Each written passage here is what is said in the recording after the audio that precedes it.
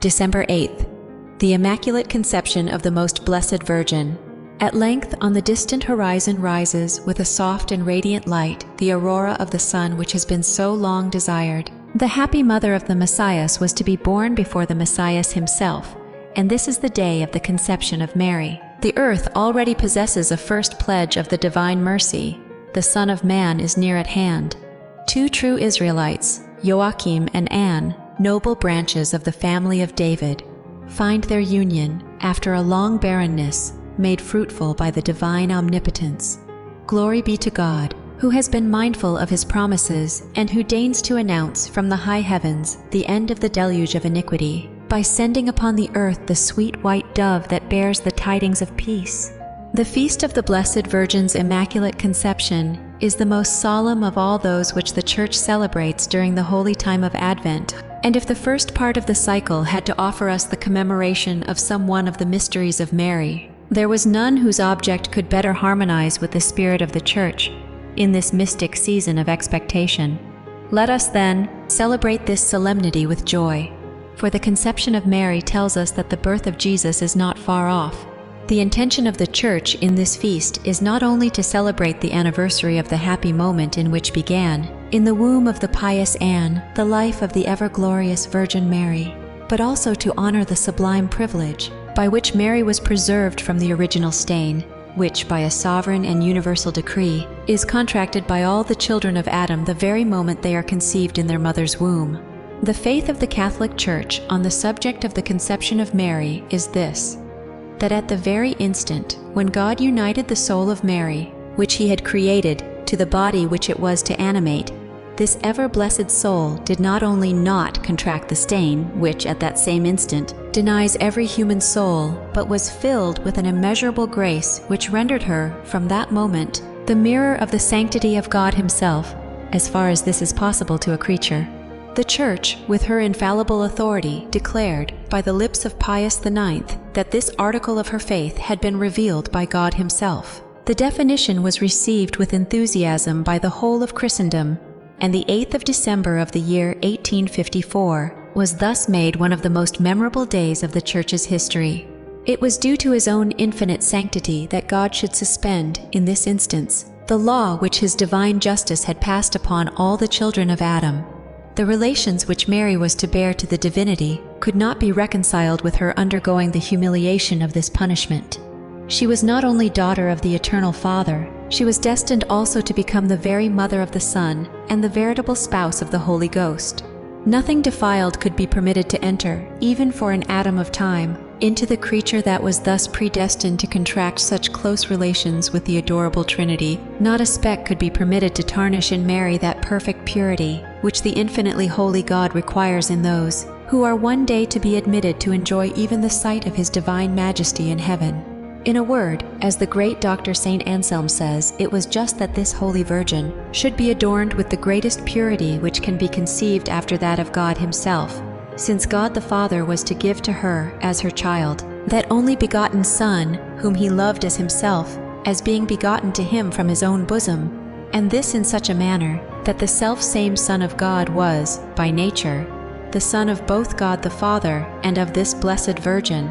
This same Son chose her to be substantially his mother, and the Holy Ghost willed that in her womb he would operate the conception and birth of him from whom he himself proceeded.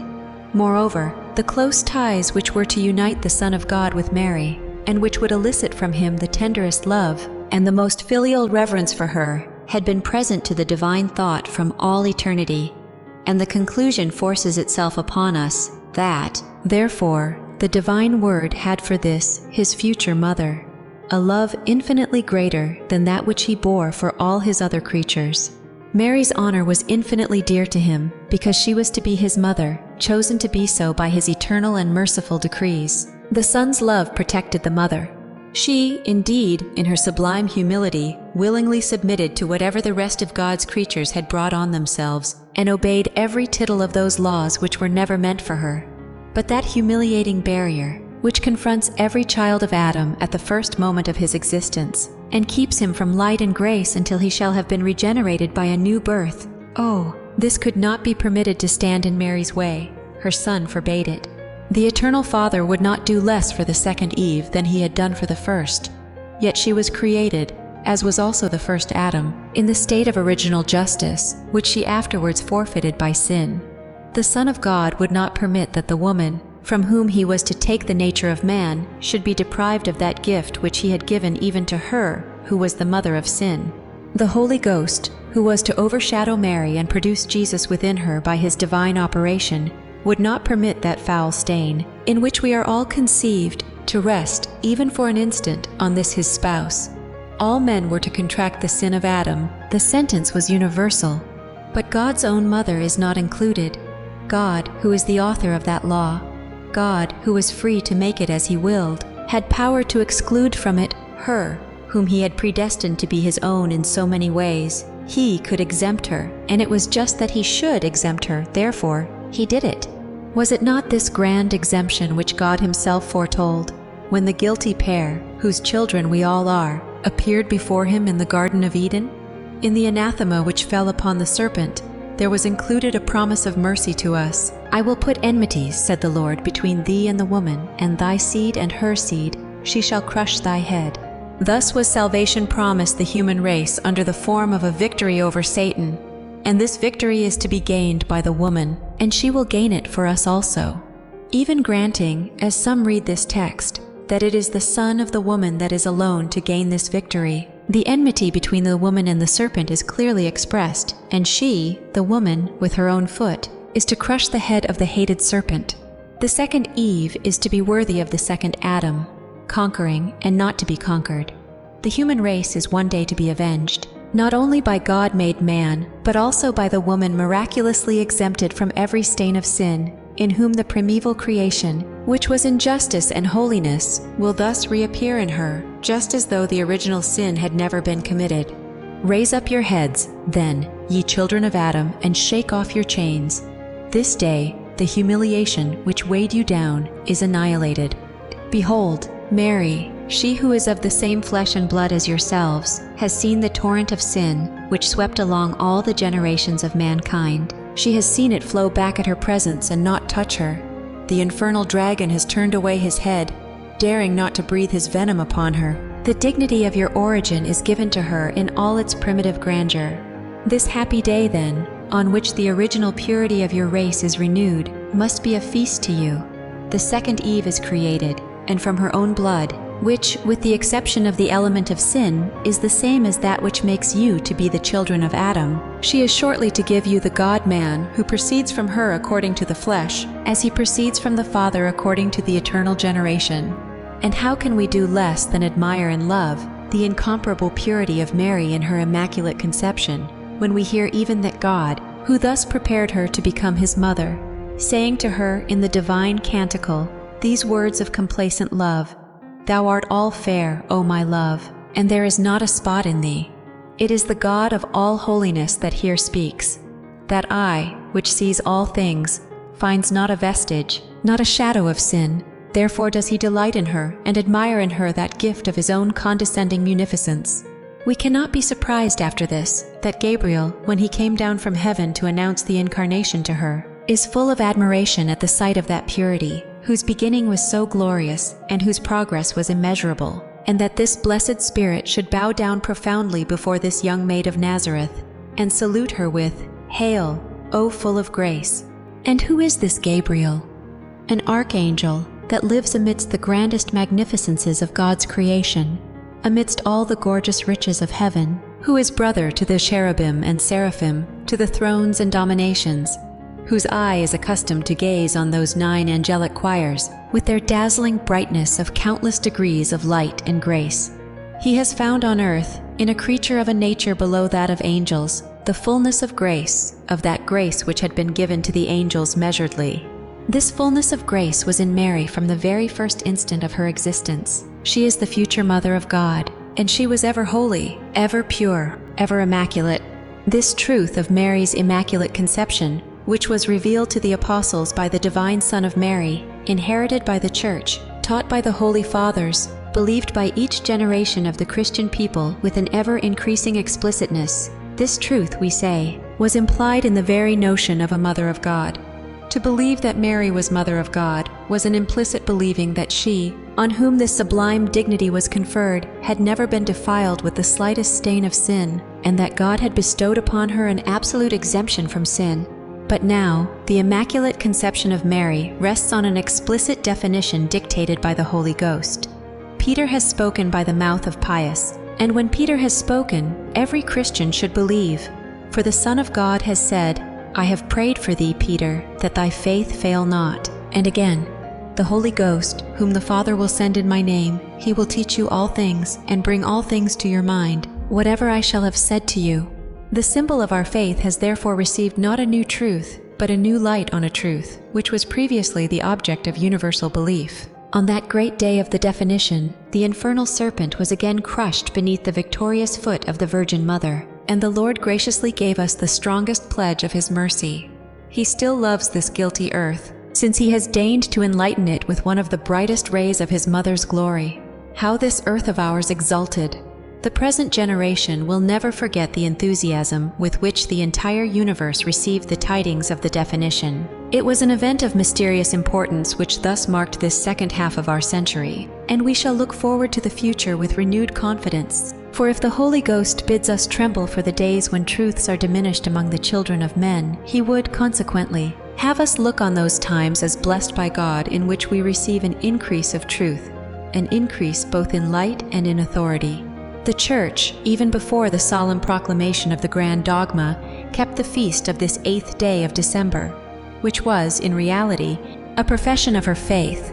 It is true that the feast was not called the Immaculate Conception, but simply the Conception of Mary. But the fact of such a feast being instituted and kept was an unmistakable expression of the faith of Christendom in that truth. Saint Bernard and the angelical doctor, Saint Thomas, both teach that the Church cannot celebrate the feast of what is not holy, the Conception of Mary, therefore, was holy and immaculate, since the Church has, for ages past, honored it with a special feast. The Nativity of the same Holy Virgin is kept as a solemnity in the Church, because Mary was born full of grace. Therefore, had the first moment of Mary's existence been one of sin, as is that of all the other children of Adam, it never could have been made the subject of the reverence of the Church. Now, there are few feasts so generally and so firmly established in the Church as this which we are keeping today. The Greek Church, which, more easily than the Latin, could learn what were the pious traditions of the East, kept this feast even in the 6th century, as is evident from the ceremonial or, as it was called, the type of Saint Sabas.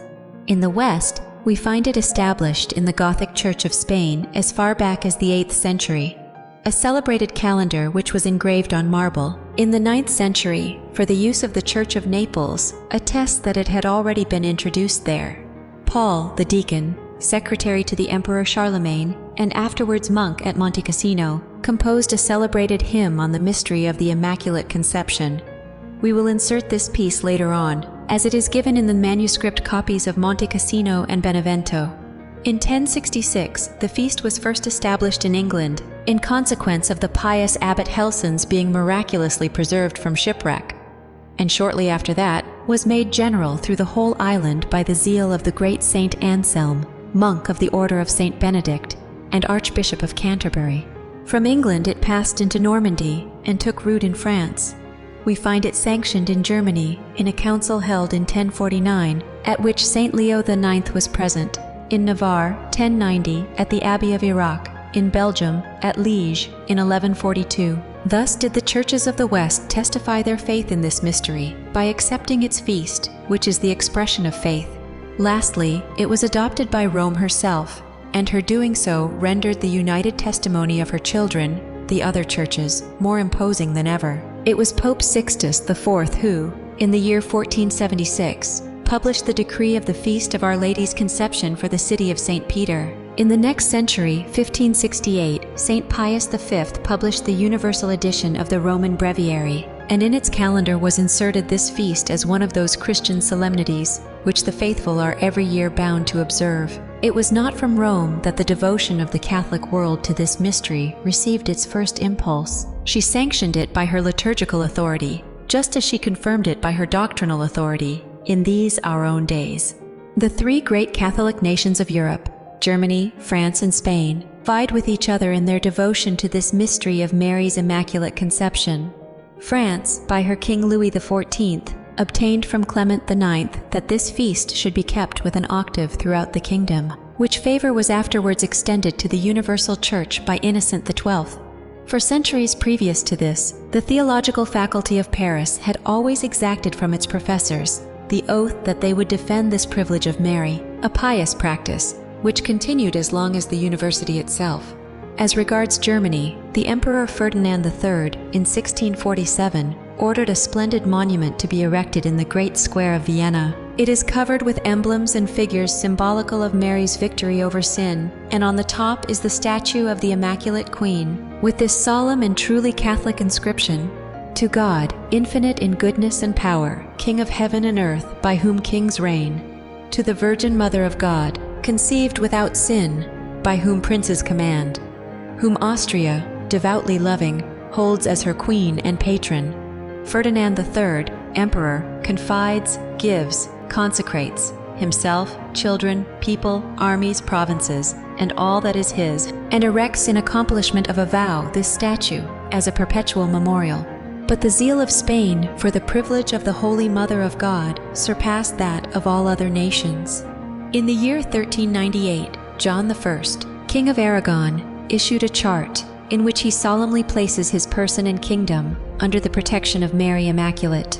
Later on, Kings Philip III and Philip IV sent ambassadors to Rome, soliciting, in their names, the solemn definition which heaven reserved, in its mercy, for our days. King Charles III in the last century obtained permission from Clement XIII that the Immaculate Conception should be the patronal feast of Spain. The people of Spain, so justly called the Catholic Kingdom, put over the door, or on the front of their houses, a tablet with the words of Mary's privilege written on it, and when they meet, they greet each other with an expression in honor of the same dear mystery. It was a Spanish nun, Mary of Jesus, abbess of the convent of the Immaculate Conception of Agreda, who wrote God's Mystic City, which inspired Murillo with his Immaculate Conception, the masterpiece of the Spanish school. But, whilst thus mentioning the different nations which have been foremost in their zeal for this article of our holy faith, the Immaculate Conception, it were unjust to pass over the immense share which the Seraphic Order, the Order of St. Francis of Assisi, has had in the earthly triumph of our Blessed Mother, the Queen of Heaven and Earth.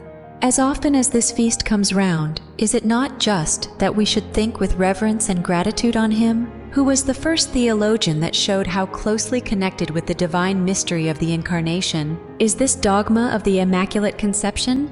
First, then, all honor to the name of the pious and learned John Duns Scotus. And when at length the great day of the definition of the Immaculate Conception came, how justly merited was that grand audience, which the Vicar of Christ granted to the Franciscan order, and with which closed the pageant of the glorious solemnity.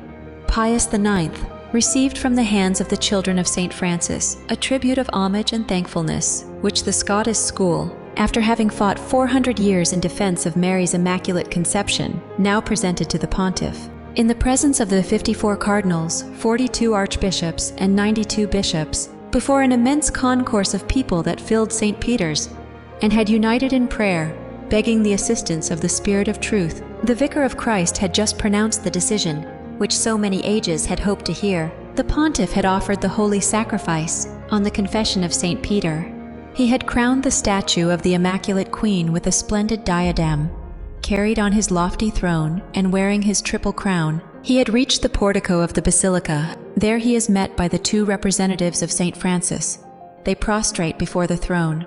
The triumphal procession halts, and first, there advances the general of the Friars Minor Observantines. He presents to the Holy Father a branch of silver lilies.